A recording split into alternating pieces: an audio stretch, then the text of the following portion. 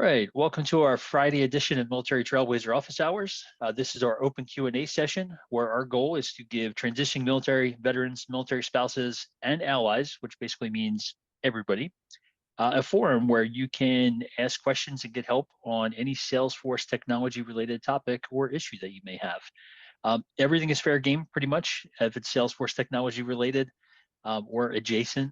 The only thing that we ask is that we don't cover specific questions regarding Salesforce super badges, as that's a violation of the policy.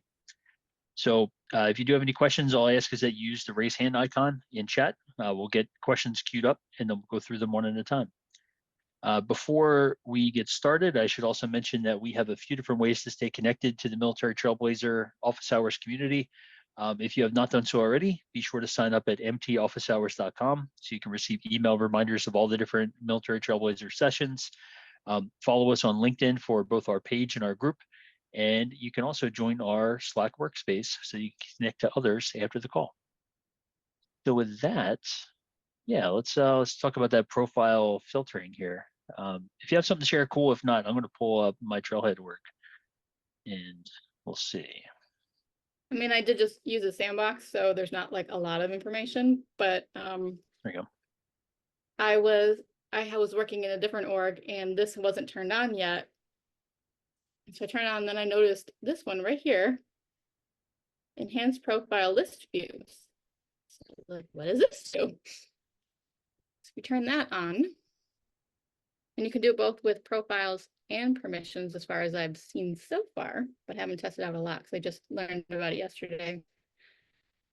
But not only can you kind of add these columns on what they might have, you can even filter it so that like this, you can specify filter. So account read equals true. Nice. Now this one's a little, yeah, it's a little bit harder, and you can even do it by profile details, user permissions. So all those different, so if you want to do like a modify all or any of that kind of stuff, you can filter by that. So if those are true, it'll pull those ones up, and then you can add the additional columns that you would want to see if that's also true. So now, so here's a question for you. So that gets you on the profile page or permission set page, that section that's like user details or user administrator details or whatever it is, like those two sections. Can you get the stuff that's like custom object read access permissions, things like that? So in other words, you had a custom object called like project. Would you be able to do a list view that shows all the profiles that have read access to the project object? I don't think I have any custom objects in this particular sandbox, so I can't test, but I would assume so, because okay, object, yeah. Now what I had to do, because if you try doing it, there's like no additional filter way to do it here. It does that too many. So what I did is I did that object permission here, selected an object, and then I pulled like one of these and I put it up there. Gotcha. I'm assuming contact point is a custom object. Okay, so it looks like, yeah, that's pretty slick. Wow. That is so much better than the soccer pool I was doing. Well, and the thing that is weird to me is that I've been saying for a long time, I'm like, I wish there was a way that I could just figure out who has permission to what. And this has been around for years. Like, I found a YouTube video showing you how to use it, and it's 4 years old. So I'm like, what's going on? Why have I not heard about this? And where did you turn that on? Let's take a quick look at that. User management. Okay, I'm gonna share my screen real quick. So I don't know why it keeps wanting to use that other monitor. So within setup of your org, if you go into user management settings, the one that you just mentioned was enhanced profile list views, Yes. Which is right there. The one that I find very useful when I am working specifically in a managed package, but if you were working on like a set of changes in a sandbox that you want to deploy like together into production, This one here, right here, I get a ton of use out of this one. So when you create a field, instead of it showing you a list of all your profiles, it'll show you a list of your permission sets, and then you can add access to that field in your permission set. But yeah, if you haven't looked at this, a lot of other good stuff in there. That's Yeah, all I use now, Bill. yeah, I've seen that one. It was just more the whole, whenever I'm going into something or adjusting things or cleaning up somebody else's org, or it's been, you know, a couple of days since I last looked at it and you never remember what you did. It was like, I just wish I could have a list of everybody who has access to this, you know? Yeah. And so, Real quick, I'm gonna show you the stupid thing I had to pull to get basically what she's asking for. Or what she did. And make sure it was one I can use. Two. You guys can see yourselves. So this is what I had to pull to get what she was talking about. This is in relation to the chat, I think. What she was just talking about with the profiles Oh yeah. Okay. to like find the access each one did. So I had to do it for each profile, and this pulled on the custom objects, like everything. Well, no, what I'm looking at is a Cirrus Insight website. Oh no, wrong one. That's where I was trying to connect the dots. Like, hold on, wait, what? Because I know somebody had questions about email stuff. That was chat. me. That was me. Why is it doing? My screens are flipped today. Yeah, that's what I was just saying. Mine keeps going default into my other one too. That is So, crap. All right. there you go. So what she was just talking about, this is what I had to do. I had to pull for each profile, and I had to do a SQL query to see what everybody has based on this. And I couldn't do it by individual, but I pulled one for each profile. It might be Yeah. overkill. If this is something that it's like a one-time deal, continue on with what you're doing. But one of the things that I found incredibly useful when it comes to this type of stuff and analyzing data across like multiple CSVs or multiple tables, I used to be big like, Excel guy where I'd copy and paste into a single sheet and then create pivot tables and do things like that. Yes, I know. Having raw CSV data and then just pulling it into Python, and especially with ChatGPT these days, where you can very quickly come up with like a Python script to like combine and consolidate CSV files or analyze them. It's pretty slick. I bet it is. But it's one of those things where I feel like a little bit of a hammer walking around with, where like, you start to see things like, well, I could probably use Python for that. It's like a 2-minute job in Excel, but well, let me write a script. I think everything's flow now. Somebody asked me about something last night. We were trying to find a solution, and I'm like, all right, so here's what we're going to do. We're going to build a button. We're going to put it on the page. We're going to build a flow that's automatically going to send it here. And then all they have to do is click the button and it'll be fine. And it was way too much. Like, we figured out a different solution in like 10 minutes that had nothing to do with building flows. Yeah, sometimes it's easy to get stuck in those, holding the hammer thing. All right, let's see. Anybody have any questions on any of those things that we just breezed through before we open up to other questions? All right, let's see. If anybody has a question, feel free to raise your hand and we'll go through them. And I did cut it off a little bit earlier when I was asking, has anybody else worked on anything interesting or new this week that they wanted to share? So questions and or things you're working on that are interesting or cool. Steve Sanders, I see your hand up first. So this one, you recall, if you've been around for a while, I've been working with Salesforce support over testing in flows.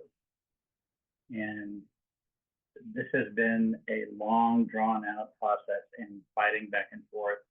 And here's the boiled down to what I've learned. If you're doing any kind of complexity, well, this isn't even complex, but first thing to know that even if you build a test from scratch, you're not pulling in data from a specific record. You can build it from scratch, but it's going to put it through the regular validation rules, which I was not expecting. So keep that in mind, because that'll break it and it won't necessarily give you the right error.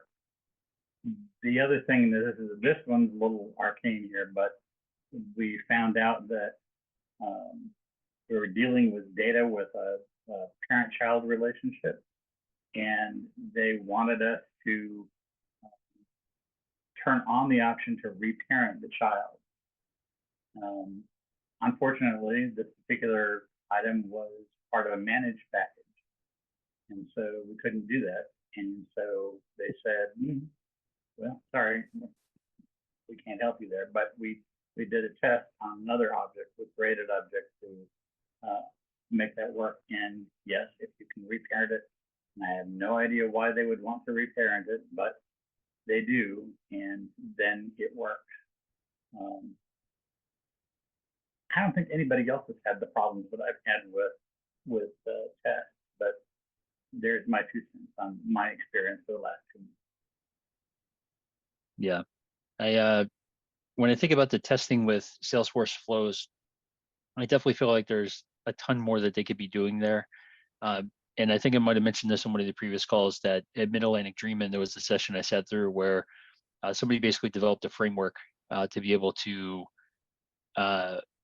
run tests run tests on flows in a similar way that you would do through Apex and have it report out like success failures and things like that. But again, the fact that we have to kind of cobble together clunky things like that instead of just being able to like effectively test, it's kind of silly. So any thoughts or comments on that before we move on?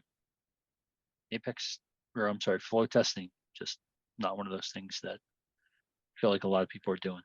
So, all right, let's see, Andrea, you have your hand up. What do you got?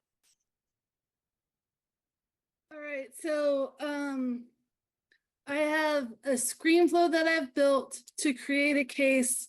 It's in a Experience Cloud site that you have to log into. My case assignment rules are not firing when the case gets created. It's assigning the case ownership to the user that logged in and created the record.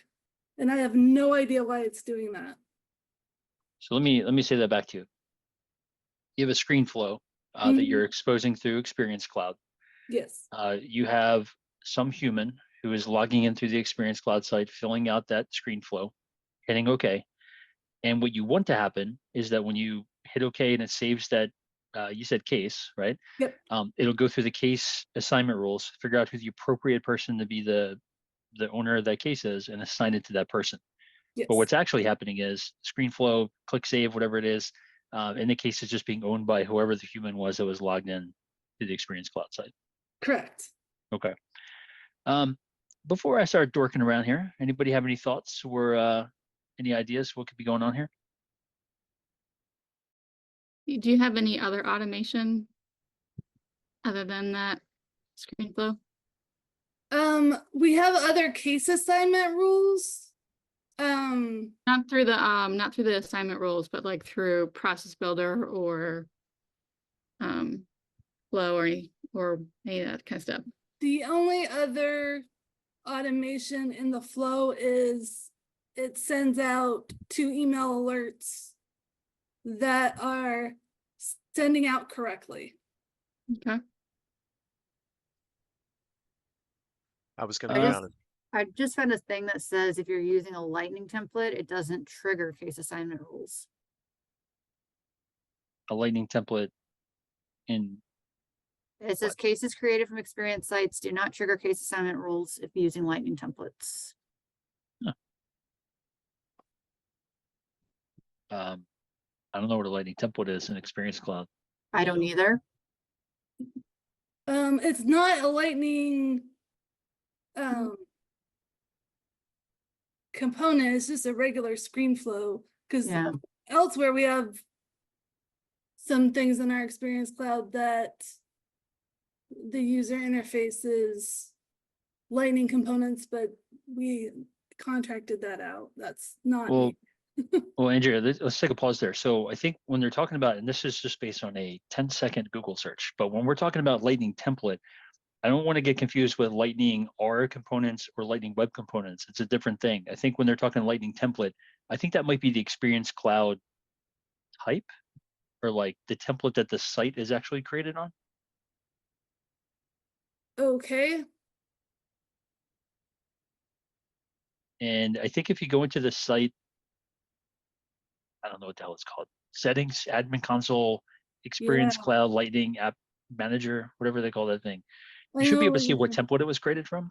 Yes, That's the Aura or the LWC, runtime template. I'm pretty sure it's an Aura-based template.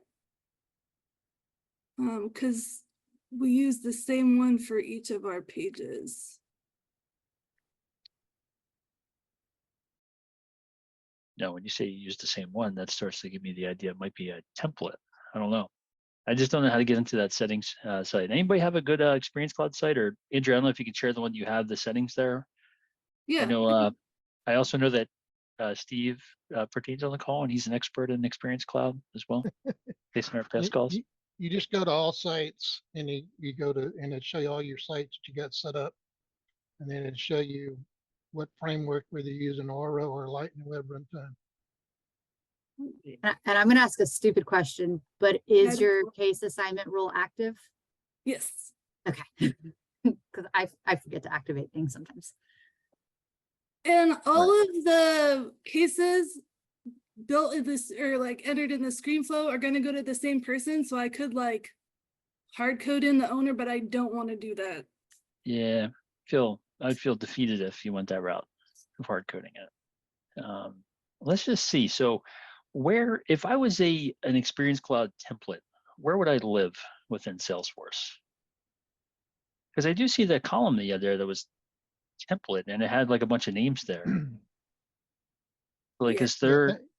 It's like a Yeah. default record owner setting for all sites, I think. Well, that's the interesting thing. The default record owner setting is supposed to be a service account. And if it was going to that, it would make sense. I have no idea why it's assigning to the logged in external user. Yeah, I kind of feel like that reference that you had, I forget who mentioned it now, but the one where we're saying that if it's a template, it's not going to fire case assignment rules. Is there a link to that we can look at?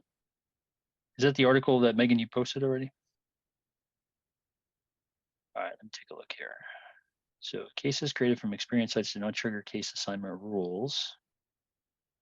Cases created from sites using Lightning templates do not trigger.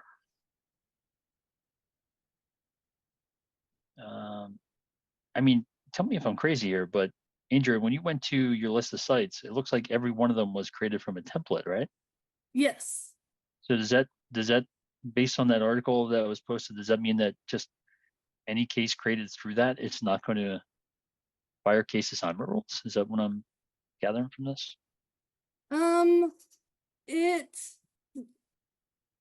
We have one other case that is created from the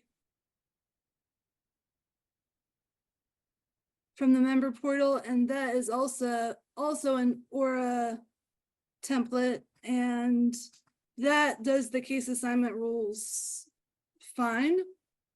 Okay. You have two assignment rules running. Yeah, can we look at the assignment rules? I was on a different screen when I think you had that up. Let's take a look at that real quick. Is something hitting one of them to trigger first? If you have two different case assignment rules? So I did, the one that's not working is the one that I put first. Oh, wait a second. So that one right there, record type equals disconnect request. Yes. Can we take a look at your case record types? Yep. And do me a favor, before you go there, can you copy that text? Just so that we have exactly what's written there. Just the name where it equals like disconnect request. Grab that disconnect request. And then just let's take a look at your case record types.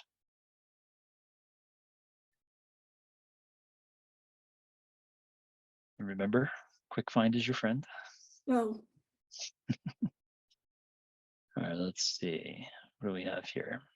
All right, so let's take a look at disconnect request. If you can click into that. And then just because my eyes always play tricks on me, if you just do a control F and a control find, what I'm thinking is when you have to do the search for this, right? Or when you're checking the value, is it looking at the label or is it looking at the record type name? Because I'm wondering if it just is the record type name, the underscore is why it's not working. So here's a test that we can do. When I built it, I just used the finder button and picked. Yeah, I think that it pulls in the label.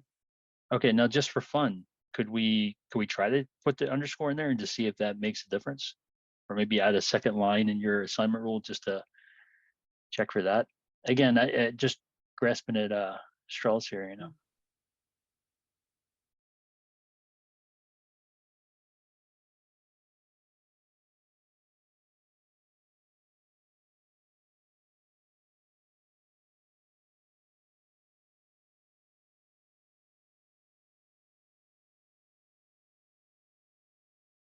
See if it even lets you save it. Okay. All right, and then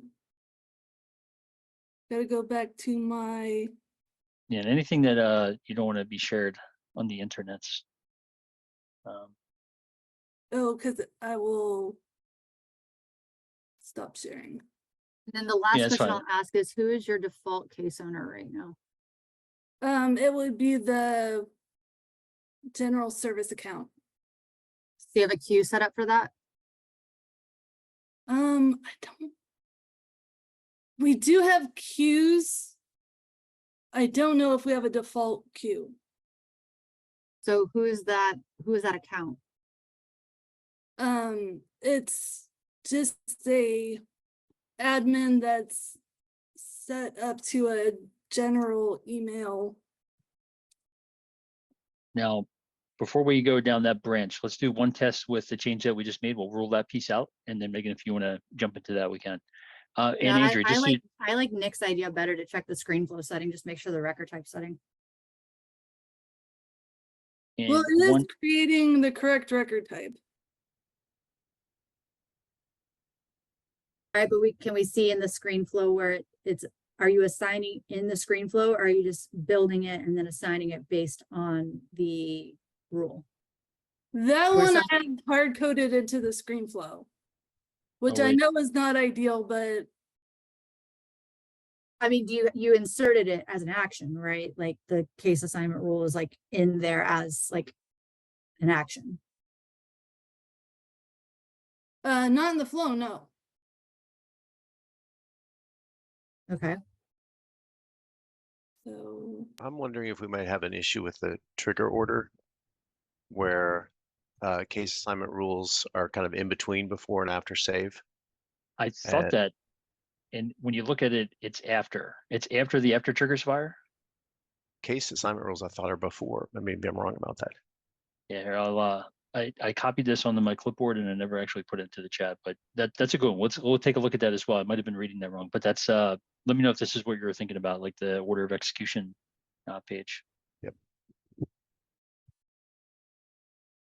All right, so a few things. Andrew, you're running a test now just to see if that works. And then Yeah. two, before I post the recording, just Nope, because there was still some got the email wrong- addresses and phone numbers, I'll blur those out too. So, Okay, it's still got the wrong case owner.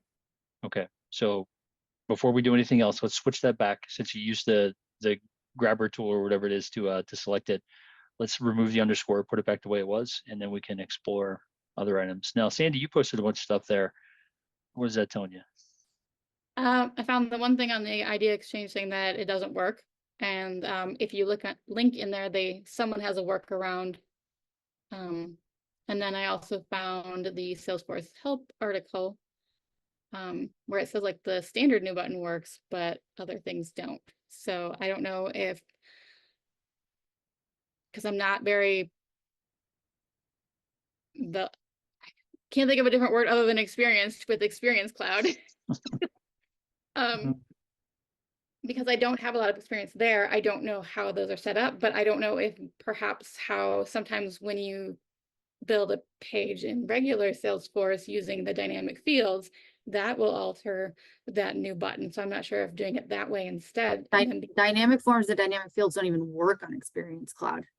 Well, I meant, but if you're able to use that new button, so Yeah, you put it in Salesforce, using the dynamic fields for that record type with a page or whatever, I'm not sure if that new button will translate over to Experience Cloud or not.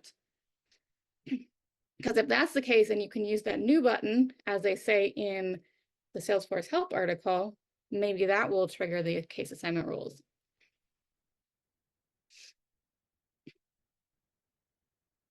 I don't think that would work for the use case because it's a pretty guided screen flow. Yeah. Mm. Andrea, let me ask you, the assignment rules that you have configured, I'm assuming that's like org-wide. It's not just for cases that are coming in through the Experience Cloud side. Yes. Okay. So if you click on the thing on the idea exchange, there, one of the comments on it was posted July 5th, 2023. And that's supposedly that person's workaround. I'm not sure if that would work or not.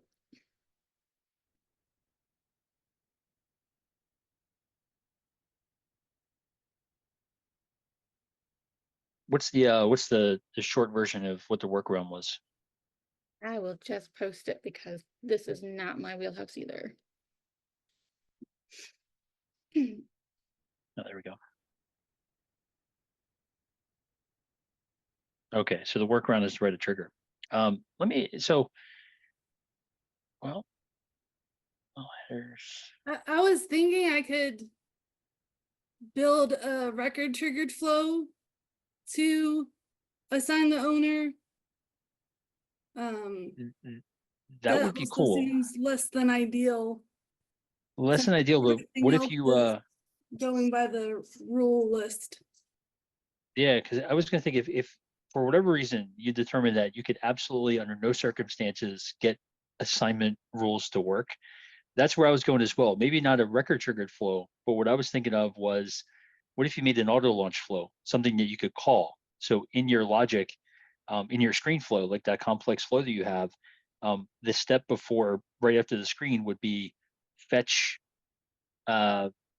owner information. And basically it would do that, almost what you have in the assignment rules, like check all the values to all the stuff and then send the correct owner back. I just don't know how that would work. Like if you have other flows and whatnot that are setting values on the case, you might miss something there. So But you can set, I just looked it up again. I thought as you can add the apply case after your create. You can put in an element to apply the case assignment rule right there in your flow. Okay. That will work because I have the case is built, create the case, and then there's a get case decision on the type, and there's two different thank you screens based on the type of request that they're entering. So like the create the case is in the middle of the flow, so I can. Can we see the flow? Yep.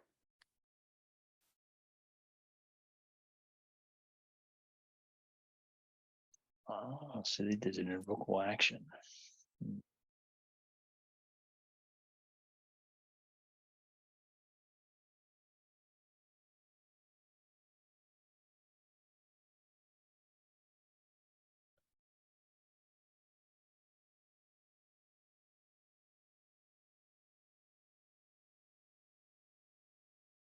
Those are good. Yeah, so I've got create a case, then get the case, send the email alerts, and then this does the two thank you screens. Okay, well, I don't think the assignment's gonna affect your screens. It's gonna be in the No. background if you put Yeah. it.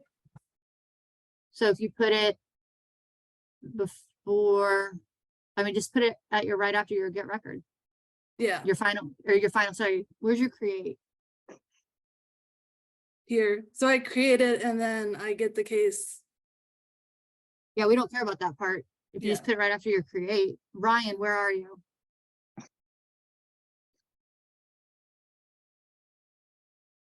He's off screen. What a punk. But yeah, so just click in like right after your create case and add an element. Yeah. It's gonna be an action element, right? Or just I type in case.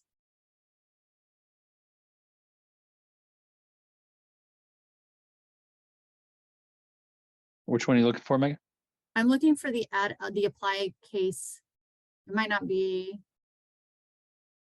So in that Mm, article that was posted, I did see one there that was apply case assignment rules, but it was something that it was an invocable action written in Apex that had to be installed first before it would show up here. Oh, You have to do it in Apex before you can bring it in.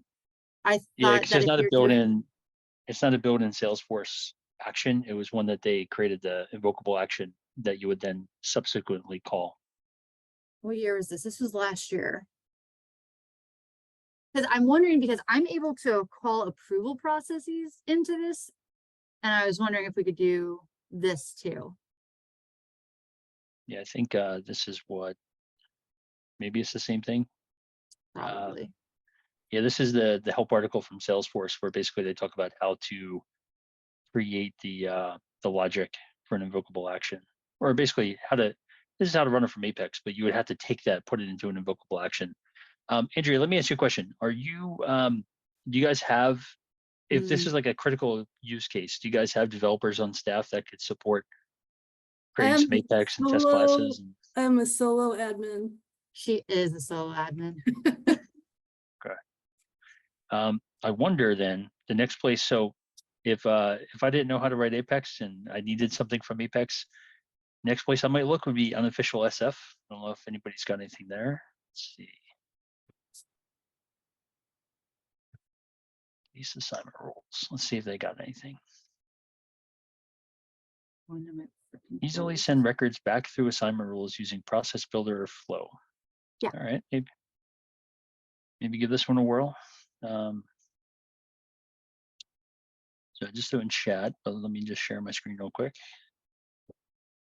So for those that might not be aware, unofficial SF, they have a lot of great things there that basically when people discover gaps in the Salesforce platform, and Salesforce doesn't build it out as part of native functionality, people try to build things to basically fill those gaps. In this case, this is an assignment plugin, which looks like if we, can I get this image or what?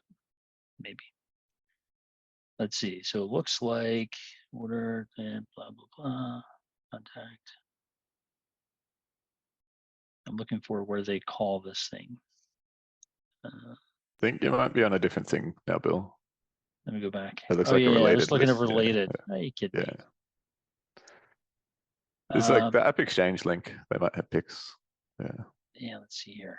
So this is action name run assignment rules. Okay, yeah. This might be it. No, who sells this thing? Is it free? Free.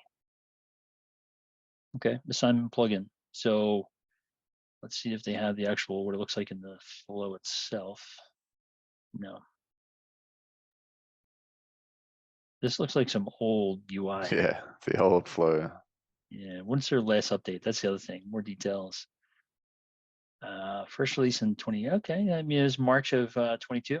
So maybe Andrea, this might be something to look at, or something similar. Where basically, kind of lets you expose that assignment rule functionality through the flow. So, That makes sense. I think I have some ideas on where to look next. I don't want to chew up everyone's time. no, good stuff. Just kind of talking through it. Thank you. All right, anybody have any final thoughts on case assignment rules through Experience Cloud sites? Why wouldn't it work? I mean, it's like one of these things. Like 2024 should just work. Sure, there's a good reason why it doesn't work though. So, all right, let's see. Steven, I see you have a hand up. I do. I just wanted to go back briefly to the permission stuff we were talking about earlier to show a cool website, which can be a bit of a time saver. So URL is forcecenter.com, and then they've got a whole bunch of like cool different links and resources and things, but then they've got their own tools. So if you go into the doc generator, which is where I'm in now, just put it in chat again. You can do a whole bunch of different doc types. And then so I produced this security metadata one, and then so it'll produce this report for you. like 30 seconds based on like all the profiles, permission sets and things coming across. And then, so, you know, you can go to your account section, and then it'll show you like based on the admin, everything kind of you need. So it's pretty fancy, like spit all this out. Wow. So That- yeah, you can just like click all the objects you do or don't want and all the profiles, everything. So All right, that is beautiful. yeah, big That's slick. time saver. Now, when you go to the website, you have to log into, I guess, whatever Workday you want to use, you log in first, Yeah, correct. like a username and password, or you just doing like an OAuth kind of thing? Yeah, I was. Yeah. Oh, that's pretty slick. Yeah, so I mean, like I've like chatted with the creator, the guy on LinkedIn a while ago. He seems trustworthy, but I guess yeah, like if you are worried about data or anything, just like check all the permissions they're asking. And because yeah, if you're just doing like metadata stuff, like it should be exactly fine just to use like a sandbox if you're super security conscious.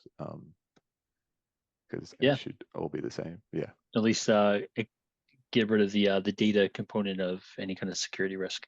Yeah. Yeah. Yeah. Yeah, and it looks pretty secure. I'm looking at the site. It says, you know, to make it extra secure, you just have to put in your credit card number as your PIN number, just to make sure that it's really Just you. in case. Yeah. Yep.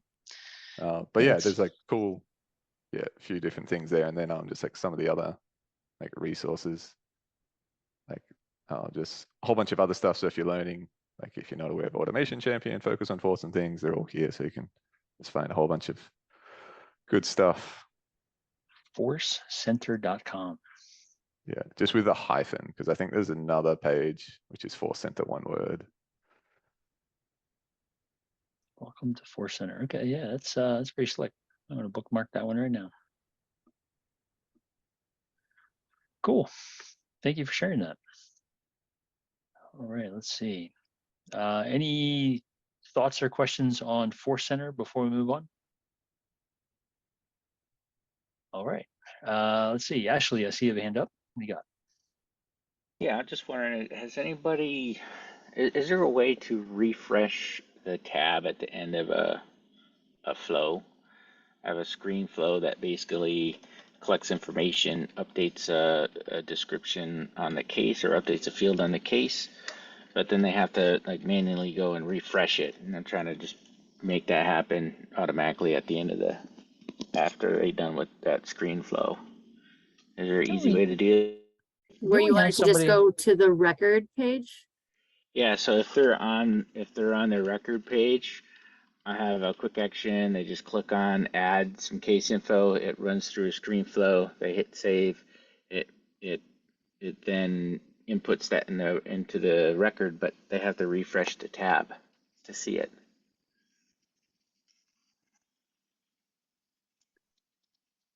No, that's on a edit, not a, I've built a really janky one out of Aura a few months ago that when you create the record, it'll refresh and send you to the record page. But I don't think it would work on a edit. So you'd be able Well- to just use like the navigate action. Just Yeah. re-navigate to the page, like force a refresh. Navigate action. I don't even know what that is. Is that just so I an think- option? Yeah, I think there's like a default action, but I typically use the unofficial Salesforce navigate everywhere, just because it, yeah, lets you go. So you could create, something on account, and then it'll take you like to the quote that was created, or Yeah, I wasn't allowed to use anything that we hadn't built, Steven, That's- so that's why mine's all janky. Yeah, that's where I'm at right now. If we want to download anything from App Exchange, it's this huge process that takes literally over a year. So nobody ever does it.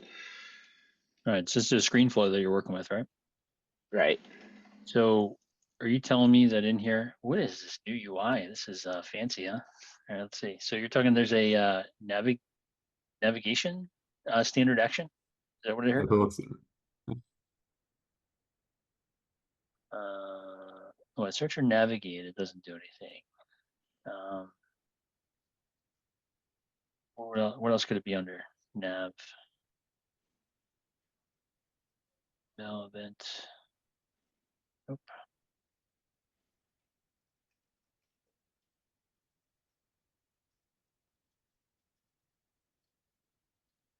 Yeah, I don't know if there's a standard action for navigation.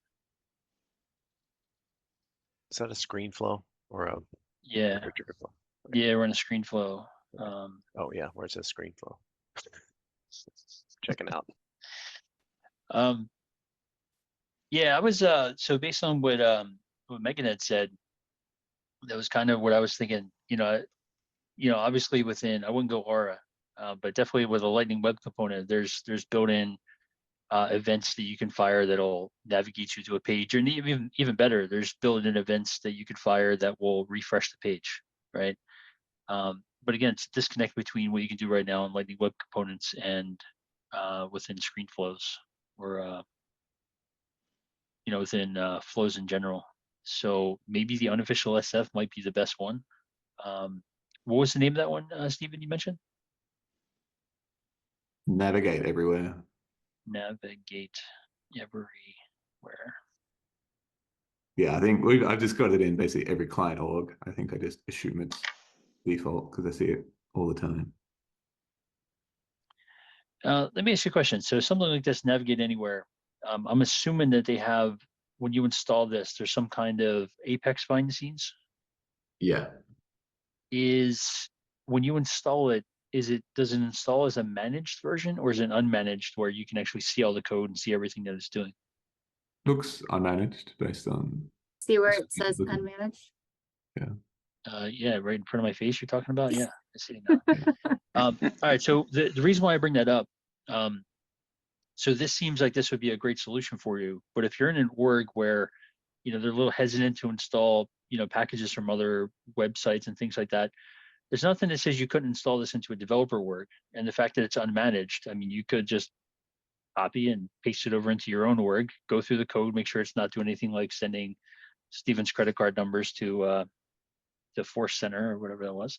But you know what I mean? Just like kind of validate that it's not doing anything nefarious, and then you just keep it as your own package installed in your work. Again, it's a lot of work, and it's very clunky to get Apex and test classes and all that kind of stuff set up, for this use case if you can't just install the package. But that could be a solution if you're not allowed to use kind of third-party tools. That gets me a little further. I like the idea of doing that, but probably enlist some of we do have some developers on the team, so maybe it'd be easier for them to do it if I give them the idea. Yeah, and the other thing too, actually, maybe there's a middle ground there between just using the package in your production environment and fully manual, recreating it yourself. I mean, there might be something to be said about installing it into a dev org, letting one of your developers kind of give it a once over, just make sure it looks legit, nothing to worry about. And then as soon as they sign off on it, then maybe you can install it in production after that. So, you know what I mean? Like at least have that intermediate step of verifying that it's, it meets all your security standards and everything else, and then just go forward and deploy it. Right. Cool. Thanks, guys. Yeah. And then as a group, we'll collectively hold our breath and wait for this to get implemented natively out of the box. So, all right. Any other questions on navigation through a screen flow using the unofficial SF Navigate Anywhere tool? All right. Let's see. Sandy, you have a hand up? What do you got? So remember the thing I came back about trying to remove a record from a collection so that it wasn't redisplayed in the data table if you go back to it? Yeah. I only got it to work. All right.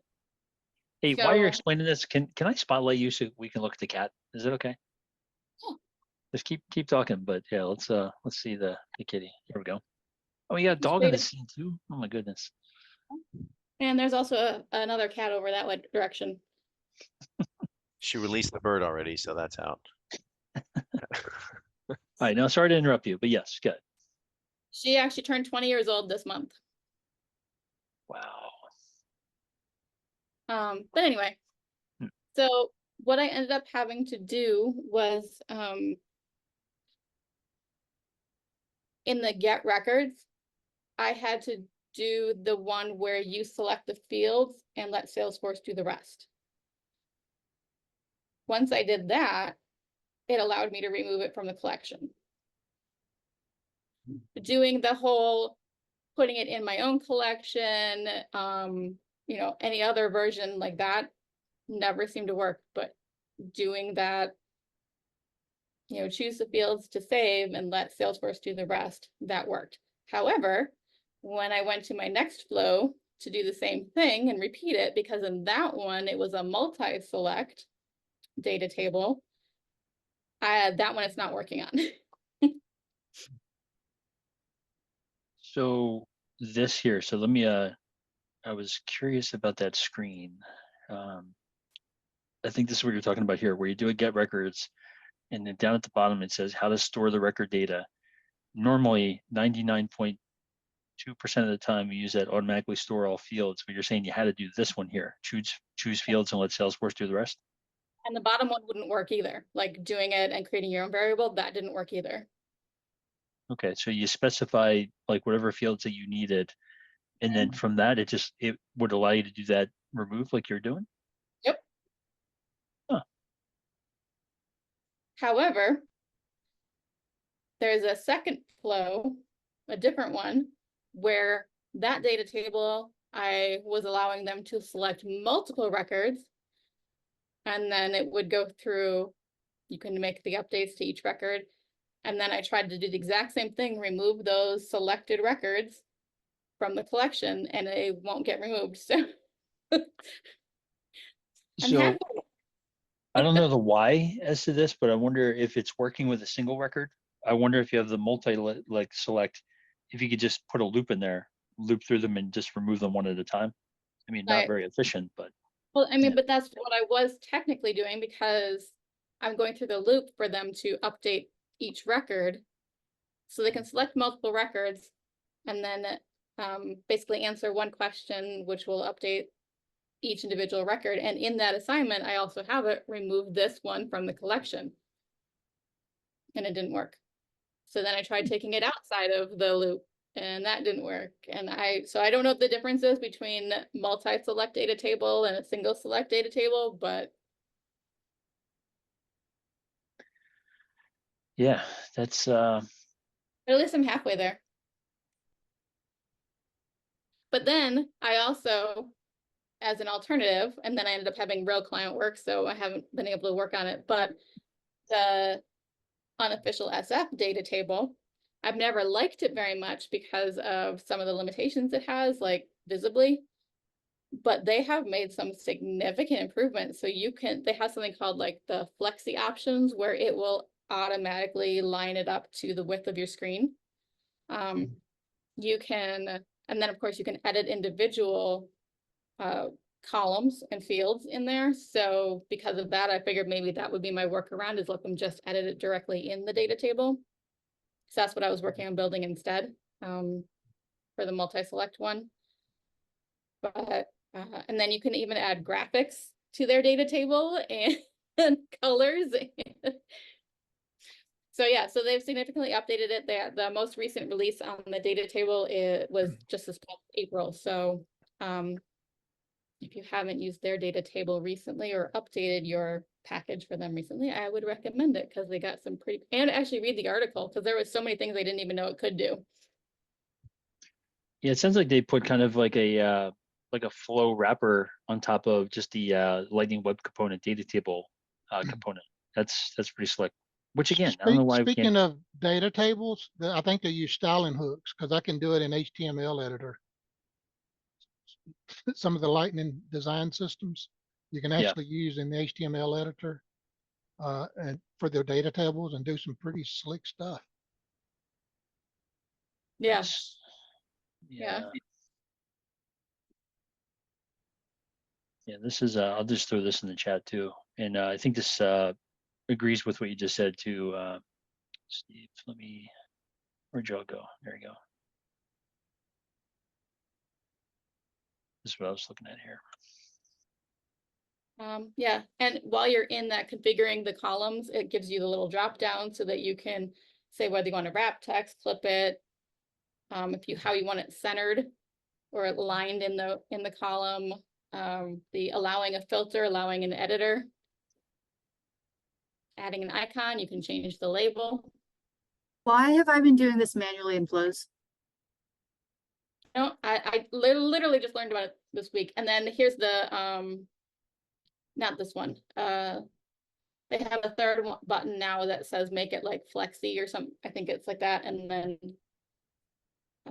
should be on here somewhere because that's where I saw it.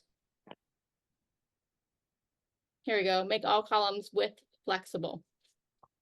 Because that was actually one of my pet peeves about the unofficial SF data table is the fact that they were so rigid. So people with different size screens are going to see a different thing. And I never like having that like kind of hanging space. So that was one of the reasons why I always avoided it. But now that it's got that, pretty cool. Yeah, that's slick. And you're right, it looks a lot nicer than it used to. Mm-hmm. Very cool. All right, well, we got about 3 minutes left here. Any final questions for rendering data tables within Flow before we wrap up for the week? Rita's out. Sandy, do you have that link? What, to the unofficial SF? Yeah. That one? I guess I just go to unofficial SF and look for data tables. It's fine. Yeah, it's easier. I have it handy. Bill, I was repping you today. Hey, look at that. Nice. Oh, that's something I want to just say, Bill, I am envious of your skill of being able to demonstrate very clearly when you don't really even know what's going on. Oh, Like I do that a lot. What was it that I didn't know this time? no, just in general, when someone asks a question and then you're very good at restating it. And then trying to figure it out and talk about what you're doing and just sound very clear, and you don't sound like you're stumbling. Like I was halfway prepared with what I was doing, and I'm like, I have to spend like an hour prepping what I want to demonstrate and all that kind of stuff before I sound clear or any of that kind of stuff. So I just want to say that you are very skilled at it and I appreciate it. Well, I appreciate that. Yeah, that's I think just in general, to not talk about me, but just in general, I think it's actually one of those skills that as a Salesforce admin, it's definitely worth trying to develop that, because a lot of times you'll get a question from, users, and you have to kind of like off the cuff give them an explanation or walk them through something. So it's definitely something to practice and prepare. So no, I appreciate you saying that. So yeah, all right. Anybody else want to say anything nice about me before we wrap? No, just kidding. Any other questions for the week before we wrap up for the weekend? All My right. brother's from Saudi Arabia. He's coming home from Saudi Arabia? Yeah, he's been stationed there doing embassy for last 3 years, and so he'll be home here for about a month and then go to Sri Lanka for his next assignment. Nice. Well, that's awesome that he's coming home. Yep. Wow. Except I have to drive to Chicago to go pick him up this evening, so that part's not so awesome, but I hear that the weather in Sri Lanka is lovely, so that's nice too. maybe we'll actually visit him this time. Nice. Well, all right. Another successful week here. I appreciate everybody's back and participation and questions and answers and all good stuff. So I want to speak to you all. Have a very nice weekend, and we will catch up again next week. Thank you all.